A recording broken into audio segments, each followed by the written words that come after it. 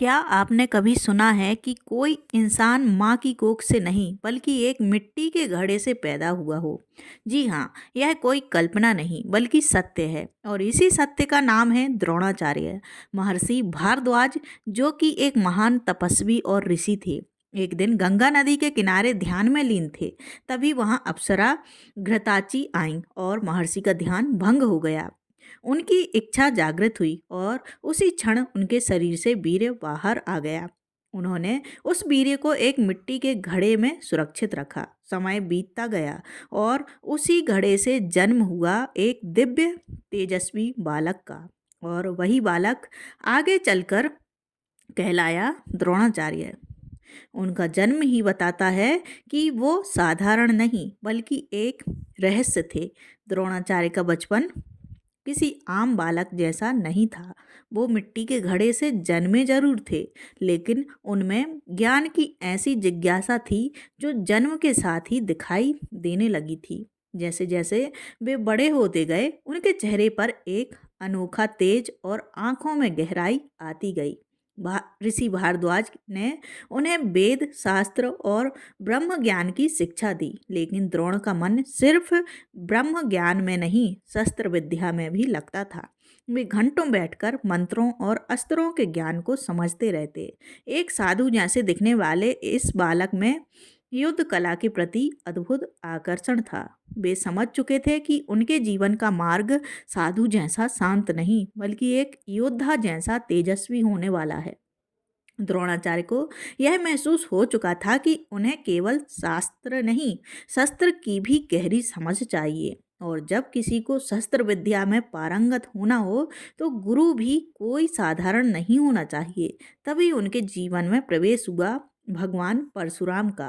परशुराम वो महान गुरु थे जिन्होंने पृथ्वी के सारे क्षत्रियों को हराकर अपना बल सिद्ध किया था और वे हर योग्य शिष्य को अपना संपूर्ण ज्ञान सौंपने के लिए तत्पर रहते थे। द्रोण ने परशुराम की सेवा की और परशुराम ने उन्हें वो दिव्य अस्त्र विद्या दी जो हर किसी सामान्य व्यक्ति को नहीं दी जाती। ब्रह्मास्त्र, अग्नियास्त्र, वरुणास्त्र, हर वो शक्ति जिसे देवता भी संभालते डरते थे, वो सब द्रोणाचार्य को मिल गई। अब वे केवल ज्ञानी नहीं, एक अद्वितीय योद्धा भी बन चुके थे। द्रोणाचार्य के जीवन में एक समय ऐसा भी आया जब उन्होंने द्रुपद नामक राजकुमार से गहरी मित्रता कर ली थी। गुरुकुल में साथ पढ़ते हुए दोनों ने एक दूसरे से वचन लिया था कि जब द्रुपद राजा बनेगा तो उनका आधा राज्य द्रोण को समर्पित हो रहेगा। समय बीतता गया, द्रुपद राजा बन गया और द्रोण ने सोचा अब समय है अपने पुराने मित्र से सहायता मांगने का। लेकिन जब वे दरबार में पहुंचे और अपने मित्र से मदद मांगी तो द्रुपद ने उनका अपमान कर दिया। उसने हंसते हुए कहा, राजाओं और दरिद्र ब्राह्मणों की कोई मित्रता नहीं होती। यही वो पल था जब द्रोण का दिल टूट गया, लेकिन उनकी आत्मा में एक चिंगारी जल उठी, अपमान की, बदले की और न्याय की। द्रुपद के अपमान ने द्रोणाचार्य को अंदर से झकझोर दिया था। अब उनके मन में सिर्फ एक ही लक्ष्य था, अपने अपमान का प्रतिशोध और योग्यता का प्रमाण। इसी रास्ते ने उन्हें ले आया हस्तिनापुर, कौरव और पांडवों के साम्राज्य की राजधानी। वहां उन्होंने देखा कि राजकुमारों को युद्ध विद्या सिखाने के लिए कोई योग्य गुरु नहीं है। भीष्म पितामह को जब द्रोण की प्रतिभा और परशुराम से प्राप्त ज्ञान के बारे में पता चला तो उन्होंने तुरंत उन्हें कौरव और पांडवों के शस्त्र गुरु के रूप में नियुक्त कर दिया। यहीं से शुरू होती है गुरु द्रोणाचार्य की वह अद्भुत यात्रा, जहां उन्होंने अर्जुन जैसे महान योद्धा को गढ़ा। वे अब सिर्फ एक अपमानित ब्राह्मण नहीं थे बल्कि हस्तिनापुर के भविष्य के योद्धाओं के निर्माता बन चुके थे। जब द्रोणाचार्य ने गुरुकुल में शिक्षा देनी शुरू की तो पांडवों और कौरवों में कई योग्य शिष्य थे, लेकिन उनमें से एक शिष्य ऐसा था जिसमें द्रोण को अद्भुत प्रतिभा दिखाई दी। अर्जुन, उसकी लगन, उसकी एकाग्रता और उसके भीतर की भूख ने गुरु द्रोण का मन जीत लिया। उन्होंने अर्जुन को न केवल विशेष प्रशिक्षण दिया बल्कि उसे सबसे महान धनुर्धर बनाने का प्रण ले लिया। यहाँ कुछ लोगों को लगा कि द्रोणाचार्य अर्जुन से पक्षपात कर रहे हैं, लेकिन सच्चाई ये थी कि द्रोण जानते थे आने वाले युग में अर्जुन ही वो योद्धा होगा जो धर्म की रक्षा करेगा। वे अर्जुन को अपने ज्ञान का सबसे गहरा भाग देना चाहते थे। उन्होंने अर्जुन को ब्रह्मास्त्र तक की शिक्षा दी, जो किसी भी शिष्य को यूं ही नहीं मिलती। जब अर्जुन को द्रोणाचार्य का सबसे प्रिय शिष्य घोषित किया गया तो कहीं और एक और प्रतिभाशाली बालक था, एकलव्य। वो ना तो राजकुल से था, ना ही उसे हस्तिनापुर के गुरुकुल में जगह मिली, लेकिन उसमें कुछ कर दिखाने का जुनून था। उसने जंगल में द्रोणाचार्य की मिट्टी की मूर्ति बनाई और उन्हें मानसिक गुरु मानकर स्वयं ही धनुर्विद्या सीखने लगा। कुछ समय बाद जब अर्जुन ने देखा कि एकलव्य तो बिना गुरु के ही महान धनुर्धर बन चुका है, तो उसके मन में चिंता हुई। द्रोणाचार्य के पास अर्जुन गया और द्रोण यह समझ चुके थे, अगर एकलव्य ऐसा ही बढ़ता रहा तो अर्जुन का वचन,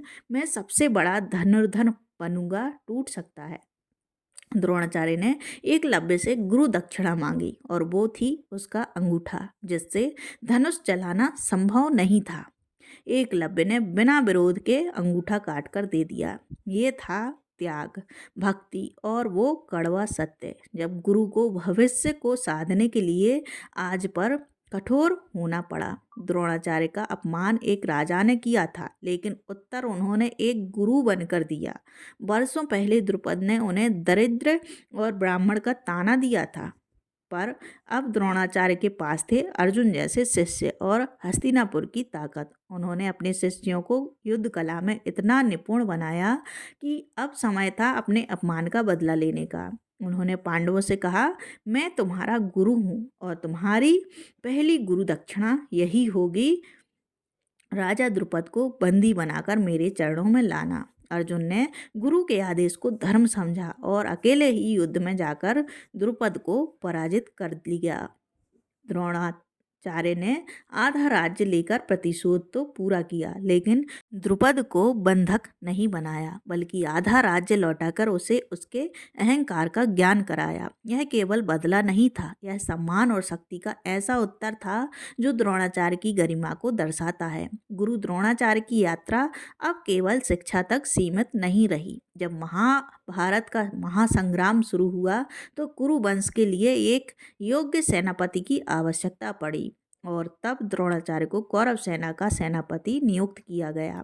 अब वे केवल गुरु नहीं रहे, वे युद्ध नीति, रण चातुर्य और सामरिक कौशल के प्रतीक बन चुके थे। पर युद्ध भूमि में आकर एक और द्वंद्व शुरू हुआ, कर्तव्य बनाम धर्म का।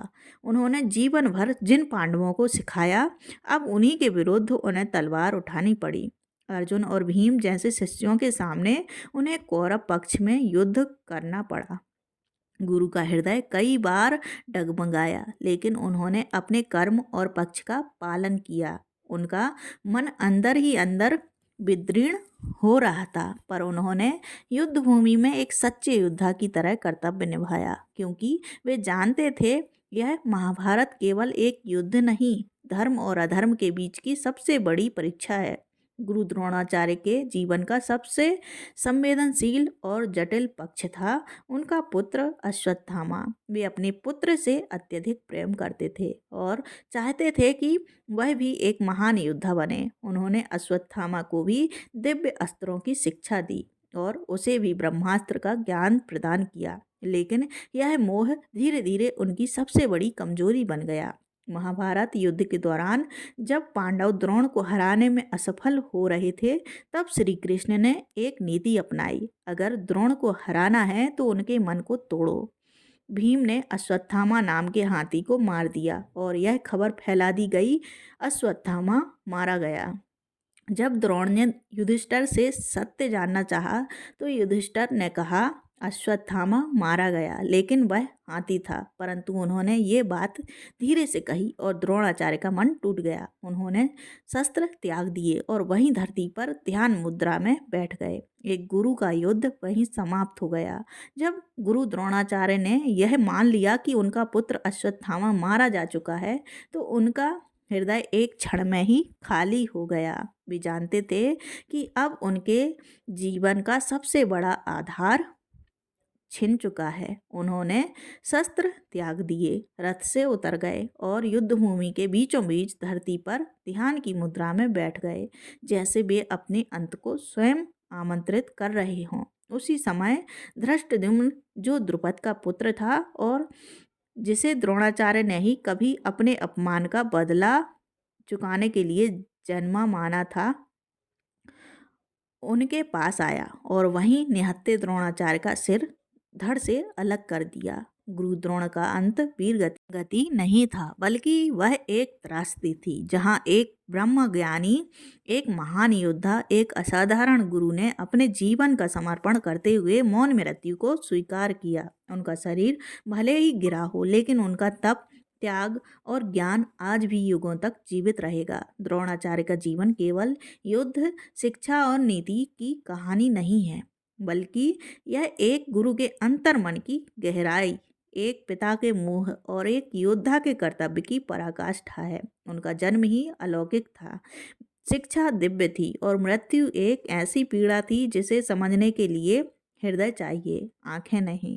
उन्होंने अर्जुन को महान बनाया, एकलव्य से त्याग लिया, द्रुपद से प्रतिशोध लिया और अंततः अपने ही पुत्र के मोह में सब कुछ खो दिया। वे धर्म और अधर्म की रेखा पर खड़े उस व्यक्ति की तरह थे जिसने दोनों पक्षों को जिया, समझा और अंततः शांतिपूर्वक मृत्यु को अपनाया। सोचिए, एक ऐसा गुरु जिसने देवताओं से बढ़कर ज्ञान पाया, लेकिन जीवन की सबसे बड़ी परीक्षा में मोह के आगे हार गया। यही मानवता की सबसे बड़ी सीख है। ज्ञान और शक्ति के बाद भी मन का संतुलन ही सबसे बड़ा धर्म है। अगर आपको गुरु द्रोणाचार्य की यह गाथा भावुक, रहस्यमयी और प्रेरणादायक लगी हो तो वीडियो को लाइक करें, कमेंट में जय गुरु द्रोण लिखें और चैनल को सब्सक्राइब करना ना भूलें, क्योंकि ऐसी ही गाथाएं इतिहास में नहीं, हृदय में जीवित रहती हैं। धन्यवाद। जय श्री कृष्ण। राधे राधे।